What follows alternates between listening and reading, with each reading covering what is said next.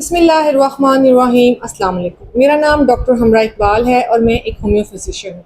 आज हम बात करेंगे डिस्मेनोरिया या पेनफुल मेंसेस के बारे में। ये प्रॉब्लम्स हर 100 ख़वातीन में से 75 या 75 ख़वातीन के साथ लाजमी देखा जा रहा है और 75 ख़वातीन में से भी 15 ख़वातीन ऐसी हैं जिनके लिए मैं ये कहूँगी कि वो पेन इतना ज़्यादा है कि वो अपनी रोज़मर्रा की रूटीन और डेली एक्टिविटीज़ को आसानी से परफॉर्म नहीं कर पाती। फर्स्ट ऑफ ऑल ये कि जो मेंस्ट्रुअल साइकिल है ये अल्लाह ताला की एक बहुत बड़ी ब्लेसिंग है। ना सिर्फ ये हमारे लिए रिप्रोडक्शन के लिए ज़रूरी है, यानी बच्चों की पैदाइश का जो सिलसिला है उसके लिए ज़रूरी है, एज़ वेल एज़ ये इसलिए भी ज़रूरी है कि ये हमें कई बीमारियों से बचाती है। जब तक आपके पीरियड्स रेगुलर हैं, आते रहेंगे, आपकी रूटीन सेट रहेगी, आप कई तरह की बीमारियों से बचे रहते हैं। लेकिन ये डिस्टर्ब भी हो सकते हैं, इनमें प्रॉब्लम्स भी आ सकते हैं। इनका ताल्लुक बहुत सारी चीज़ों से होता है, बहुत सारे पॉजिटिव फैक्टर से होता है। इसी सिलसिले में आज हम बात करेंगे डिस्मेनोरिया या पेनफुल मेंसेस के बारे में। डिस्मेनोरिया को अगर मेडिकली बात की जाए तो हम दो तरह के स्टेटस में कैटेगराइज करते हैं। एक होता है प्राइमरी डिस्मेनोरिया, एक होता है सेकेंडरी डिस्मेनोरिया। प्राइमरी डिस्मेनोरिया वो डिस्मेनोरिया होता है जो कि विदाउट एनी कॉज होता है, जिसका कोई बैकग्राउंड नहीं मिलता, जिसकी कोई बड़ी रीज़न या पॉजिटिव फैक्टर नहीं मिलता।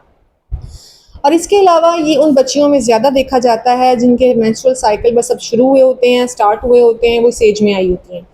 इसके अलावा सेकेंडरी डिस्मेनोरिया की बात करें तो ये वो प्रॉब्लम आता है जिसके अंदर आपको लाजमी कोई रूट कॉज मिल जाएगी, कोई ना कोई डिजीज़ मिल जाएगी, जैसे फेब्रॉइड हो सकता है, कोई भी एंडोमेट्रियोसिस का मसला हो सकता है, कोई पेल्विक इन्फ्लेमेटरी डिजीज़ हो सकती है। तो इन सब के साथ आपको जो इसको कैटेगराइज करना है वो सेकेंडरी डिस्मेनोरिया में करना है। सेकेंडरी डिस्मेनोरिया अमूमन उन ख़वातीन में देखा जाता है जो यूजुअली अपने मिड ऑफ रिप्रोडक्शन एज में होती हैं या बच्चों की पैदाइश का सिलसिला चल रहा होता है। उनके अंदर कोई ना कोई पॉजिटिव एजेंट देखने में आता है, कोई ना कोई प्रॉब्लम देखने में आता है जिसकी वजह से उन्हें पेनफुल मेंसेस होते हैं। देखिए, मैं आपको एक सिंपल सी एक चीज़ बताऊँ, मेंस्ट्रुअल साइकिल का ताल्लुक हमारे पूरे मंथ की ओवरऑल लाइफस्टाइल से होता है। हमने क्या खाया, हमारा लाइफस्टाइल क्या रहा, हमारा स्लीप पैटर्न क्या रहा, स्ट्रेस मैनेजमेंट क्या रही, रोज़मर्रा की एक्टिविटीज़, इवन वेदर चेंजेस, ये सब चीज़ें बाज़ दफ़ा हमारे मेंस्ट्रुअल साइकिल को डिस्टर्ब कर सकते हैं। और ऐसे में अगर आपके अंदर इसमें से किसी चीज़ को भी हसासियत या इसकी सेंसिटिविटी मौजूद है, तो आपको करना ये है कि आपको अपनी सेंसिटिविटीज़ या अपनी हसासियत को कंसिडर करना है।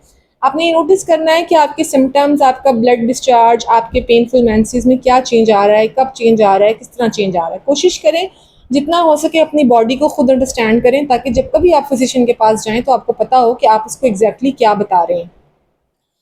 अब हम बात करेंगे कि क्या चीज़ें हैं जिसकी वजह से हम इन दोनों प्रॉब्लम्स या डिस्मेनोरिया से गुजरते हैं। अगर मैं बात करूँ सिम्टम्स की, तो सिम्टम्स में हमारे पास एक क्रैम्पिंग पेन्स आती हैं लोअर एब्डोमेन में, जो बाज़ दफ़ा मुख्तलिफ तरह से बिहेव करती हैं। समटाइम ये पेन्स टांगों की तरफ भी जाती हैं, समटाइम्स ये पेन्स जो हैं वो पेट की तरफ भी आती हैं। बाज़ मरीज़ों के अंदर इन पेन्स के साथ कमर दर्द का एहसास भी होता है और बाज़ दफ़ा इन पेशेंट्स के अंदर इन्हीं पेन्स के साथ, यानी मेंस्ट्रुअल पेन्स के साथ फटीग हो सकती है, बीपी लो हो सकता है, वीकनेस बहुत ज़्यादा हो सकती है। और अगर बहुत सवेरिटी इख्तियार कर जाएँ तो ये पेन्स और ये वीकनेस इतनी ज़्यादा होती है कि ये रोज़मर्रा का काम भी ठीक से नहीं कर पाते। इसके अलावा अगर मैं बात करूँ इसकी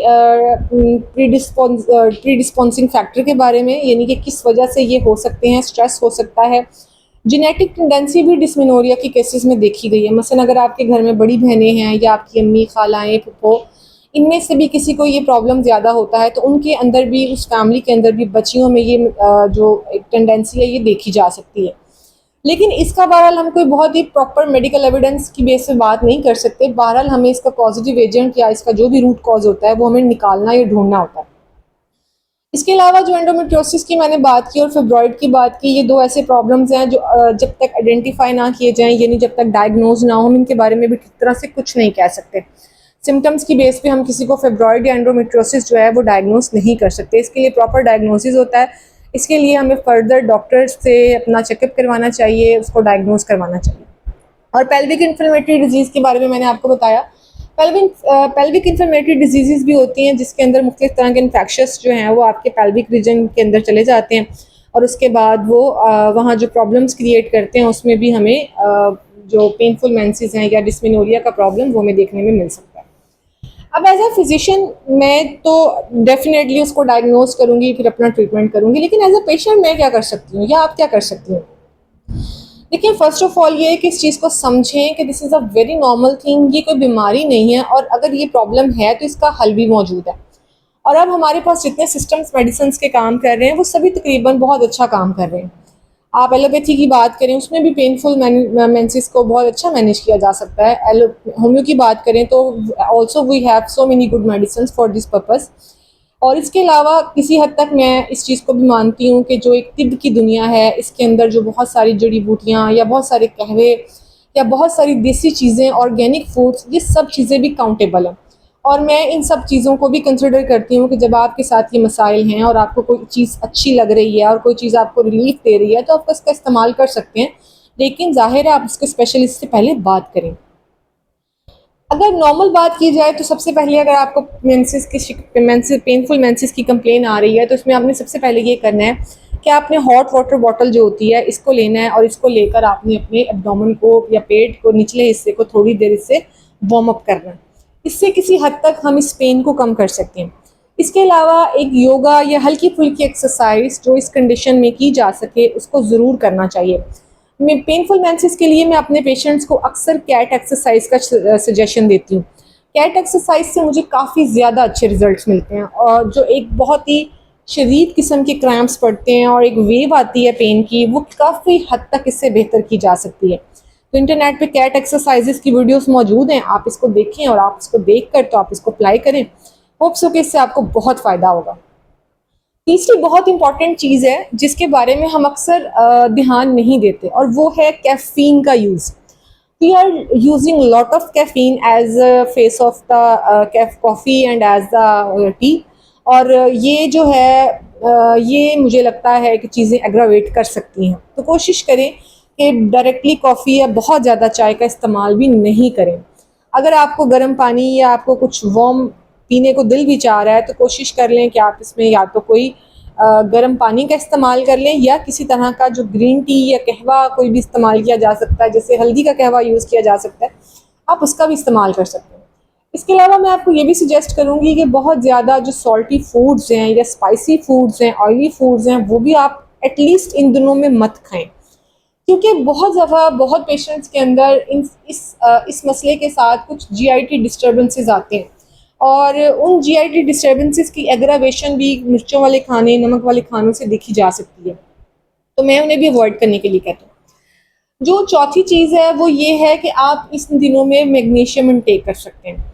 अब मैग्नीशियम इनटेक करने के बहुत से रिसोर्सेज हैं। एलोपैथ्स भी मैग्नीशियम टैबलेट्स प्रोवाइड करते हैं, आप किसी उस डॉक्टर से कंसल्ट कर लें। अदरवाइज़ हम होम्योपैथ्स भी मैग्नीशियम की मेडिसिन देते हैं, जिसके लिए होता ये है कि हम उसको जब मेंसेस पेनफुल होते हैं तो हम उसको इस्तेमाल करवाते हैं, उससे उसको काफ़ी अफाका होता है। एक मेडिसिन होती है होम्योपैथी के अंदर, this is the magnesium phosphoricum. 6x की पोटेंसी में छोटी छोटी टैबलेट्स की शक्ल में, ये आपको किसी भी होम्योपैथिक स्टोर से मिल सकती हैं। आप किसी भी कंपनी की ख़रीद लें और उसे लेके अपने पास रख लें, अगर आप पेनफुल मेंसेस के पेशेंट हैं तो।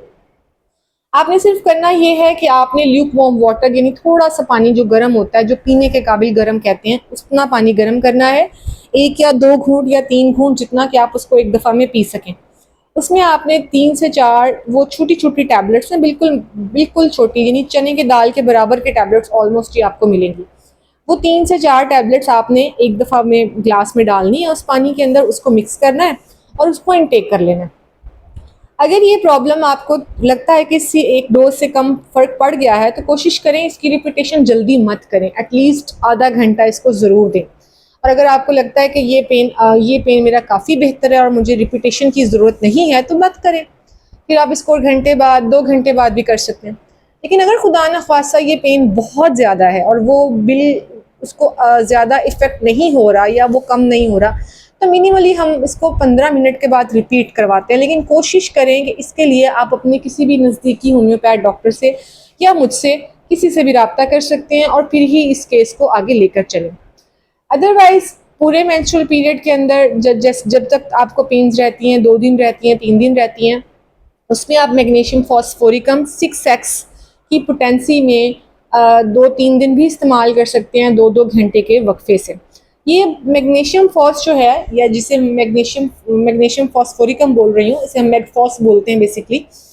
मैगफॉस जो है ये बेसिकली आपके जो आपके अंदर पेन रिसेप्टर्स हैं उसको कंट्रोल करती है और आपके जो क्रैम्प्स हैं उसको बेहतर करती है। मैग्नीशियम मस्कुलर क्रैम्प्स के लिए एक बहुत बेहतरीन मिनरल है और ये कई सिस्टम्स में इस्तेमाल हो रहा है इस वक्त इसी मकसद के लिए।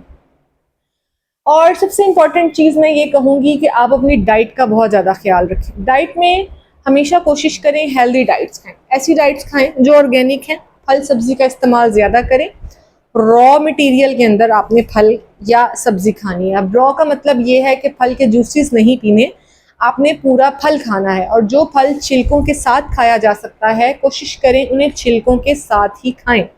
इसके अलावा नट्स का इस्तेमाल किया जा सकता है, ऑफ एंड ऑन खजूर का इस्तेमाल करें अगर आप इस प्रॉब्लम का शिकार हैं।